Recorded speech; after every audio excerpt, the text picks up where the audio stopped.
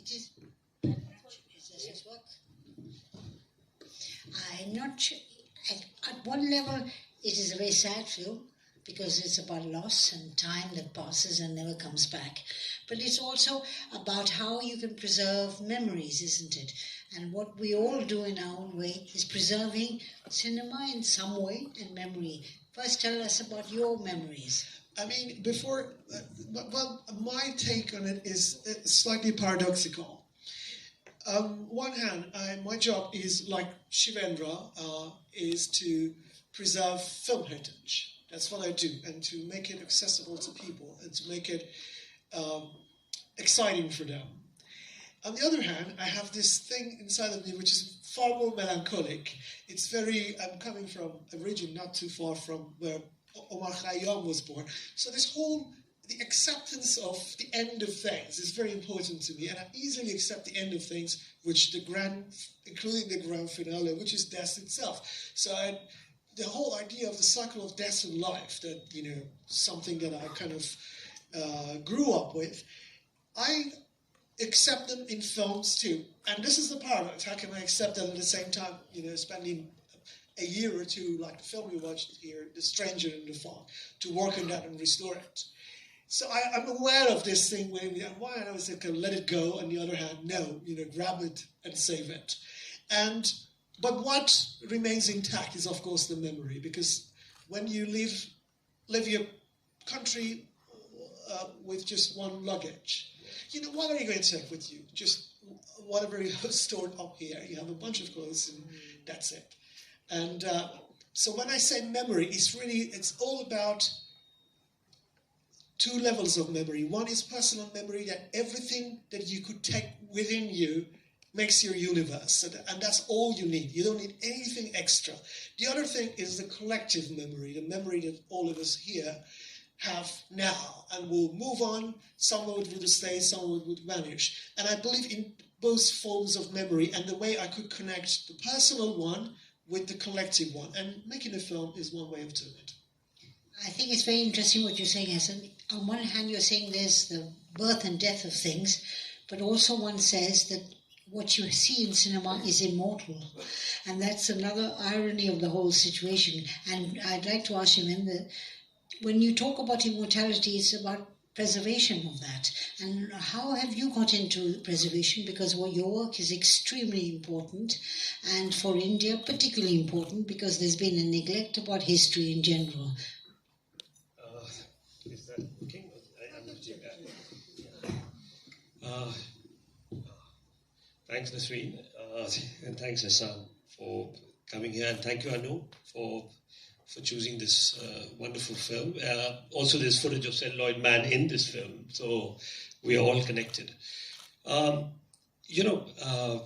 It's a very long answer to why I got in, and actually I now really miss filmmaking. I really miss being on a set. I really miss calling the shots as a director, and I really miss everything. But I think when I went to Bologna, or my interactions with Martin Scorsese when he was trying to restore Kalpana, I never knew that India was losing so much, even though I was a student of FTI. We knew P.K. Nair, but we never had the opportunity to really interact about preservation at that point. And that journey as a filmmaker, that all of us who are filmmakers, I think we are so busy with creating, we almost forget that while creating, that we need to preserve. And one of the things which I learned from all the Western directors, and especially all my friends now, many of them are really big directors, like Christopher Nolan or Alexander Payne or many of the European directors, and is that how much they give back to the cause of preservation. We are working on a film with just now with Wes Anderson on Aranit and Ratri, which is the Days and Night in Forest, and it meant almost 3 years of negotiation with the rights holder. But Wes would not have it any other way but to restore it. And you can see the influence of his work on the influence of Ray in his work. And I think that's really essential from where I started off. When I learned from them, I thought that while you create, you also preserve. But I didn't know it would be so much that I'll be dealing with 10 film industries and such a crazy industry who don't care at all about anything. And somebody had to do it. And I fortunately met P.K. Nair. And I think that began my journey, because P.K. Nair was like Ahmed. I mean, he was already an archive. So he had already done the majority of the work and that passion. And I think that journey of mine began just seeing him and seeing his hard work, and then realizing that that you've got to save every bit of film. And that's what we do. And while I'm talking to you, like Ahmed, I just got a message from, or my phones are ringing, because we've just found a go down of 70mm films. 150 70mm films. So that's what it means, that every day we try and rescue it, but we don't know what to do with it. And then we don't get anyone in the biggest of the film industry. They may make 500 crores, 800 crores, 1,000 crores, but when you ask them, we want to save it, or we need funds for it, they say they don't have an answer for that. So I think that's the way the Western directors have approached. I mean, all my major funding has come from Christopher Nolan or Martin Scorsese or any of them, because even sitting so far away, they realize the importance that you've got to save these films. Yeah. Because, I mean, what is absolute, can you hear me? What is true is that the past has to be championed. And if you don't have champions for films or for people who make films, they will be lost. There is no doubt about that. And each one of us have been doing things in that direction. Elson, I think what I unfortunately didn't know your work before today, but I can see you preserving memory and the experience of cinema, whereas Shivendra is actually preserving the films themselves so that they will create memories for the future. And the people we have in common is Mr. Nair. I regarded Mr. Nair as my guru, because I learned from him one important thing, is that you are no one to judge what is a good film or a bad film. It is history that will judge. And it is the time that judges classics. It's only time, not people necessarily. And also I learned from him how to be very rigorous in work. And the rigor is very important when you are dealing with film. And my work was not preserving prints, but it was recording the people, filmmakers of a certain generation, who are mostly, they're now 90% of them have passed on. From the late 80s, I was doing lots and lots of interviews, thanks to Channel 4 TV, who were behind and allowed that to happen because of the finances, interviewing lots of people. So I have maybe 120, 150 filmed interviews, and I feel that they will be material for the future, because what Shivendra is doing is that, how do you see the work? It's through preservation, and then you get curious, who made this work? So hopefully all our endeavors are going to matter to people in the future. So Ehsan, tell me now what happens after this film. Thank you. Before answering that again, I wanted to make a brief statement that I'm in favor of preserving everything, including an idea I have that when there are drastic political changes, let's say Soviet Union, I'm in favor of keeping every single Lenin statue there, because then they will find an ironic meaning. Just imagine, as countries change and some people fall out of favor, let's keep all the statues in the city. And so then the meaning of statues will change, because the statue doesn't mean the person, usually a man, that is a great man. It means that it tells us something about us, whether it's Lenin or Stalin or Putin, a decent man or a horrible man. I'm in favor of preserving everything, because I'm not getting rid of some stuff, because everything has a meaning. And of course, film, so is even more important. So the idea that you just mentioned of there's no good film or bad film, they're just films and they need to preserve, is that. But I also wanted to add that in terms of what next, I'm also involved in restoring films, and I think the contrast that Shivendra's work and my work has is that, of course, dealing with the rights holder is a nightmare in itself. It's a huge task. But I have the additional headache of dealing with films that are banned. So you cannot get the films out of the country if they exist at all. These are films whose filmmakers are mostly living in exile or dead. They have no access to any type of material. Retrospective is happening at the moment at the Museum of Modern Arts in New York City that I have curated. And it is the largest retrospective of Iranian pre-revolutionary cinema ever. We are playing 70 titles. And that took years because of, and many films did restoration. I'd rather someone else do it. And I'd go to the cinema, buy the ticket, and just watch the film. Do you think, I have all the time in the world to go through that nightmare over and over again? No.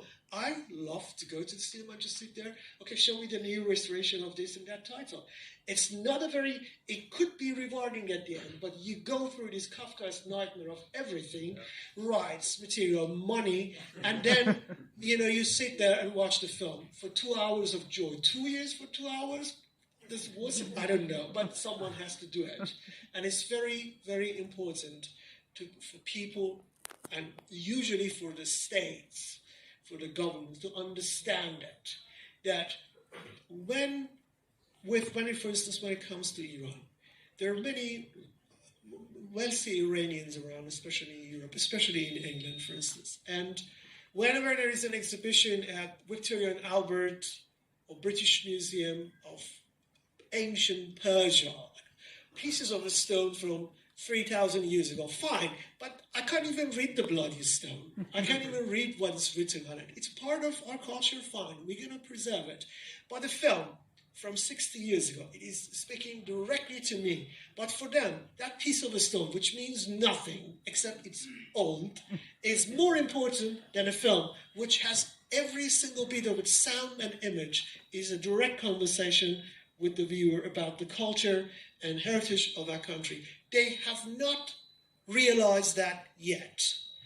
It's not fancy enough for them. It's not chic enough to restore it. And I think the challenge we have to make the government, people understand this is as precious as an artifact from 3,000 years ago from Persepolis. I will add to that actually if you think about when people write a book, they will refer to other books, but they will never quote an interview, or not yet, from a documentary. So you can see, even though the French have actually gone a long way in recognizing cinema as a completely an art form. I'd like to ask Shivan that, what people always say, but the old black and white films do not interest young audiences. And here I see lots of young faces. You've had these very interesting retrospectives. Tell us whether, like a film like Mahel, how do you feel that the young connected to it? I don't know. I just loved it myself. Like Hassan, I think you do what you really love and you feel very strongly and passionate about. I think there's a huge audience.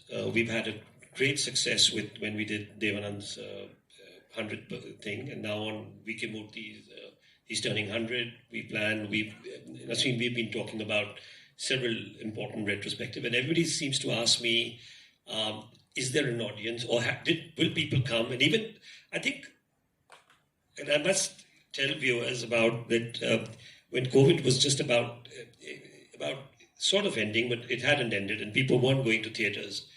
And I was speaking to Ajay Bijli, and I said, I want to surprise Mr. Bachchan by doing a retrospective and showing films. So he says, but nobody's coming to the theater, and maybe you should just do it in Juhu PVR or just one of the theaters. And I said, no, I want to do it in many cities, because that's where the idea of my thought came, that how do you make it easily accessible to people closer to their house? Because people weren't really traveling. I mean, when you have centers like NCPA or whichever place you decide. And I wrote to Mr. Bachchan himself, and he got a little worried also. And he said, I hope you're not going to show my old films. And he was telling me, show Pa and show this. Of course, I didn't answer his mail. And I just went on. And I think that was really the key, is how you present the poster we designed And the title we chose, and the fact that we were able to bring back that film, and just the end of November, I was telling Hassan, it's going to be, the retrospective is traveling to France, then to Korea, then to, the world is, so there is a whole amount of young generation. And when we showed Mahal on 35, black and white film 1940, I think it's the quality of the print and the fact that a lot of young generation had never seen film on film, and such a old film, and they really wanted to experience that how do you project that film. So there is an audience, but I think what is really key is it's not just preservation of films, it's the whole infrastructure which you build, whether it's through our workshops, and when we look at films, whether it's the Iranian films or whether it's the whole idea of these workshops is the global film heritage. We look at films as a global phenomena to preserve, and it could be feature films, it could be documentaries, home movies, pornography films, anything which reflects that time and that moment, and everything and anything to do with films, whether it's costumes or, and that's the big challenge, because it's such a vast country like India, and its neighboring countries, and we had such a tremendous exchange of films in different countries, and just about getting everything together or interacting, and it's a humongous task. I think it'll take us many generations to just gather everything, and I think if Pikanaya did tell me before leaving us that he's going to be born again to do the same, and I'm sure he is somewhere. I'm looking for him because I need help. He did help me to start my career, but now I need help back from him. So, yeah, that's it. Yeah. What one sees that is happening is that basically it seems to be what I would call event films. So you have a Pathan and a Jawan, and it becomes a big event. So whether the film is good or bad, everyone will participate. And then you have everything else. Streaming has actually created a great divide of the experience of watching films. And I think what Shivendra has done is the curation of films, like Mami has done. It's the curation that brings the audience. If you feel that someone has actually thought about what films people would like to see and how to present them, you will find you are giving respect to the film and respect to the audience, and they will come. Now, Ehsan, I know you live in London, and London is a strange place because I will live there too. It is not very fond of cinema in the way that the French are in Paris. How do you find your passion received by Brits? Well, compared to, for instance, this film has been screened so far in London, Morelia in Mexico, and Vienna 4 days ago, where I came from, actually. The London audience are the most obnoxious audience in the world. That's for sure. I mean, I just don't like them. But I have realized that something is happening. So there are two forms of cinema, not necessarily in London, in Western Europe in general. One is a cinema promoted by cultural institutions. It's the prestige cinema, British Film Institute, Cinémathèque Française, you name it. And I have realized that there is now this tendency to go for more local things and to do more community-based things. I have a film club I live in East London, and I have a film club there, and I have carte blanche to show whatever I like. And I do that on the last Sunday of every month. It's very often, it's a tiny cinema. It has 40 seats, but it's the perfect size for showing films that you cannot show otherwise. And this marketing, and when that word comes up, it's already dead for me. I have no interest to continue that conversation. But in a local cinema, an experimental Argentinian film, a film from Casco Hollywood, an Italian film from the 50s. You can show all of them, 4-hour-long films, 6-hour-long films. You show it from 7 hours, and you just sit there. And it's long. It doesn't have intervals, Shivandra's film, Checkmate. And because it's like a family, said, how about halfway through the film, we pause and go for tea? And everybody said yes. So it stopped, we went for tea, and okay, now can we come back to the cinema? Everybody returned. So it's a community, and there are discussions, things that are not happening in a place like BFI South Bank. Wonderful place with the most wonderful projection perhaps in Europe, but I'm not very fond of the way things are done in that country or Western world in general. So I think I still miss the act of showing films as a subversive act, as something very personal, something that the state, charities, government cannot take over. I don't like that. It should stay in the hands of people. Absolutely true. On that note, I'd like to ask if anybody has any questions. Anyone like to know anything more? Got Alamara there, which was released in 1931, as you know, and on the same premise, on the same set, the background actors were the same, and Lord Girl was shot. The first Iranian film was shot. So that survives, and that's in Iran. And in fact, yesterday, Ehsan was telling me that he would like, we both in the artistic committee of the Il Cinema Ritrovato, Bologna, and of course he's the curator there. And he was talking about doing some films on Ardeshir Irani. That can we show some Ardeshir Irani films, and he'll get Lord Girl to show it there. And unfortunately, it's very difficult to find anything here, because even though Imperial was such a prolific filmmaking, but most of it were victims. We do have the printer which printed Alamara and Lord Girl. Wow. So we have that with us, which was donated by the family to us. But the prints are not there. You want to add on that, Lord Girl? Did you see it? Yeah, it's been restored, the Lord Girl, and it's been restored in Iran. And the thing is that I was explaining this yesterday to Shirendra, that Bombay has been very important in the kind of a movement in Iranian culture before the Second World War about the return to pre-Islamic Iran.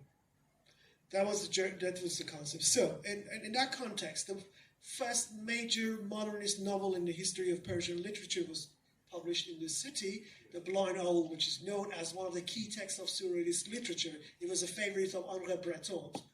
This was published here, and then the first talkie pictures made in Persian were also shot here, actually 4 films.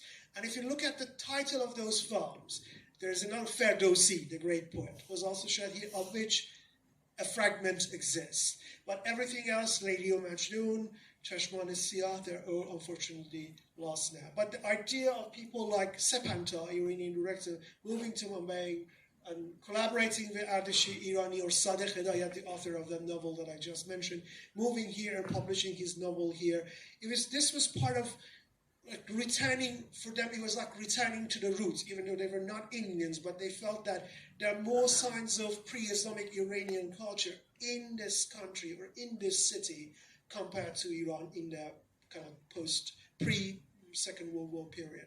And I hope one day we could show all those early, whatever remains of them, show them in Bologna or anywhere else, even here. Any more questions from the floor? Yes, the gentleman with... Because, and I want to quote him, and Amrit is here, who's also so important, and Nasreen is, of course, being a historian. The 1913 version, which everybody claims is the actual version which survives, is not there. So Phalke obviously shot. It's a 4-reel film. He shot Raja Harishchandra. Yeah. And then the Dharamsi Bhai's story is, which is what he told me, is that Phalke was taking in his bullock cart the films. And it was on nitrate, and it burned. And he reshot the film in 1917, which is what you have at the National Film Archive of India, and what you see, and also available on YouTube, but only the first and the 4th reel. So the second and third is missing even after that. So that's what survives. He started, of course, in Dadar. If you go to Dadar, next to Ranjit Studios, is where Phalke started. What happened is that Dwarkadas Sampath emerged, and Dwarkadas Sampath used to have a cheetah, and he used to walk with that. Phalke got a little scared that he might copy all his work, and that time there used to be open studios. So he decided to leave from there and go to Nasik, so that in those days they were worried that nobody should copy each other, because they were really the pioneers. And that's how he went to Nasik, and both he, husband and wife, of course after training in England, and but the Phalke house is still there, where he had a place. That everything is demolished, is new, but that lane still remains. And it's called the Dadasaheb Phalke lane, which goes up right up to Dadar station.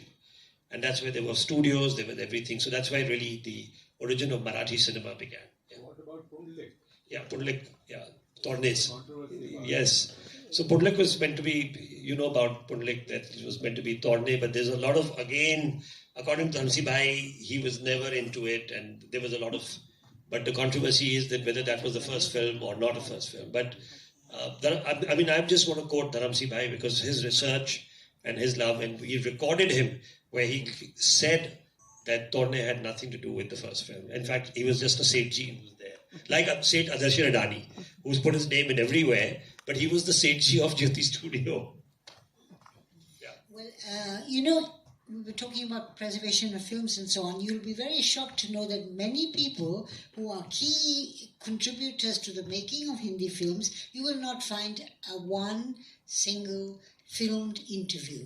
Now, Guru Dutt, for example, died in 1964, and there isn't one interview I've ever found that he talks about his work. So people here who are interested in preserving the history of cinema also think of preserving the stories of these filmmakers. Don't always think that it's not possible because the past is always glorious.